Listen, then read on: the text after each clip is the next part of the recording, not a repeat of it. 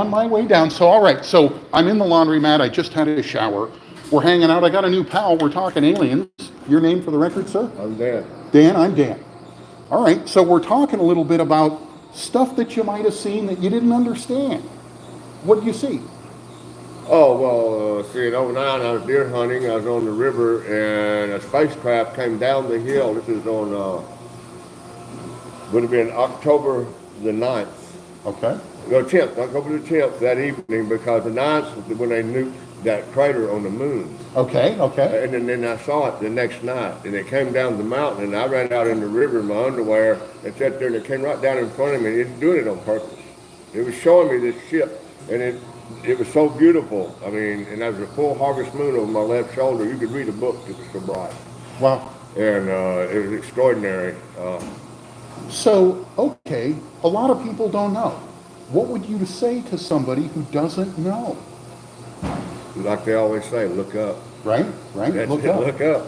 That's it, man. Because I'm out there and I've seen it, you know. As far as those drone things, last Thursday night up here at 2,000 feet in the mountains up by Horse Creek Camp above that on 5800 Road right here in Florence, there was a swarm of those drones come down within 200 feet over my head in this big lot full of equipment. I'm watching their equipment and I work on it for the logging company, and they was swirling around and all this. I was down there in my bunk looking up through the window, so I was watching it, and it's definitely drones. And boy, somebody had there's clubs now, and you can get a machine that'll run 100 drones at a time. Yes. And so that's what that was. Interesting, huh? I'm sure it was ours, but he's got wealthy people's kids, young people are doing this now. They got clubs. Sure. And it was pretty neat. I was watching. I've been wanting to see it, and we had the first clear night I've had in 2 months, and there it was, right in my face. Well, this is the thing, right? Because you got legitimate stuff happening. You got drones, right? You got stuff like that happening. They were bright. I mean, they were really bright. But then you also got stuff like a spacecraft flying down a hill. Oh, right? yeah. The confusion of it all, this is where, so my channel is called Good TV for Earth. Right. Okay. A long time ago, I made a show called Good TV. So this is a return, okay? And this is for Earth. And this is the thing. We're trying to cut through the misinformation, and here you go. We got a first-hand experiencer for UFOs, and we got a first-hand experiencer for drones.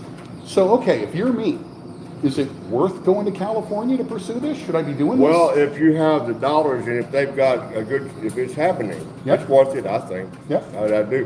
When I was 13 years old, we lived in a house with a father who was the sickest, evil crap you ever met in your life. Remind me of Donald Trump. Child molesting freak. Yeah. Okay? I was coming back from deer hunting in November. It was pretty warm, and it was just getting sundown. And as the sun went down, it was about 300 yards from the house, and it was a black and crimson sunset. I've only seen one other like it. It was the morning my sister died. It was black and crimson. It was just weird. And as soon as it went down, I walked behind it out in the open, and here comes a ball of fire at me across the sky, and I thought, it's a meteor. It's going to hit me. And I said, well, it's probably for the best. We lived in hell. And the damn thing came across the tree line, come down there about 50 yards from me and sat there. It was on fire, a ball of fire, just like Moses saw it. What it looked like exactly was the sun through a filter. Like they show us on now, and in the live sun, red, yellow, and orange flames all over, little things arcing off. It's exactly what it was, except it would go real bright inside and down deep like a tail light in the distance, and they hit the brakes, it gets bright, but it did it on a 2-second interval. So Dan, do you follow this stuff? Do you research it at all? No, I listen to some of the programs at night on Art Bell and stuff like that, and George Norrie later on, just for entertainment. Your descriptions, right, sound a lot like what people see. Oh, yeah, there was a woman right here in this laundromat about 3 months ago. It happened to her brother in Idaho about 20 years ago. The ball of fire came to him just like it did me, and it would get bright and dark. And he was trying to get me to come over to it. I knew it was there for me, but we lived in hell, and I had a deer rifle in my hand. I didn't want to shoot it. Right. I wanted to go in. I knew it was there for me. My IQ was over 200 as a child. I'm a freak. Okay, and so I said, well, and I thought maybe I better not. So I started to walk away, and the damn thing frosted me. I had frost all over me, the ground frosted all around me, and I blew my breath out, and it went straight to the ground. Well, I was a super athlete. I could run like the wind. And I took off running that 300 yards. I made about 3 strides, and that was it. The next thing I know, I'm running 3 feet off the ground, 50 yards from the house, at maybe 200 miles an hour. My ears were going, my hair was back, my face was stretched back, and I was running through the air. And I come down, touched the ground, and turned. It was gone. It was a good half hour later. It was completely black then. When I walked in the house, my father hated us. He hated me in the womb. My family verified that when I asked. He said, yeah, he cursed you in the womb. I said, I walked in and he hollered, Daniel, what's wrong? Like this, freaking out. He wanted me dead. He already tried to kill me, break my neck before that, and I threw him on the floor and cracked the floor with him. I'm a strong boy. So I said, you wouldn't understand. I just walked on toward the gun cabinet and he went in behind me and said, Daniel, what's wrong? Like this. My father wanted us dead. He told us every day. He was a child molesting freak, piece of crap. And I put the gun in the gun and said, well, I'll tell you. And I told him. And he looked at me and says, nobody but you. And he turned and walked off. So, Dan, he saw the presence of that being. He felt the presence of that being on me.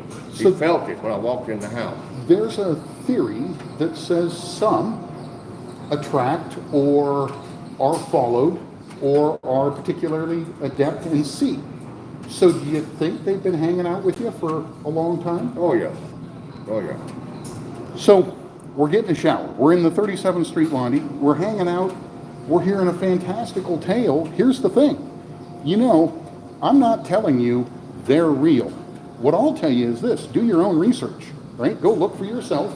Go find people like Dan. Talk to them. See what they say. Evaluate for yourself. Brother, you've helped me a lot this morning. Yes, sir. All right. Good morning. It's good TV for Earth. All right. Thanks, brother. A lot of what I do. 3/4 people.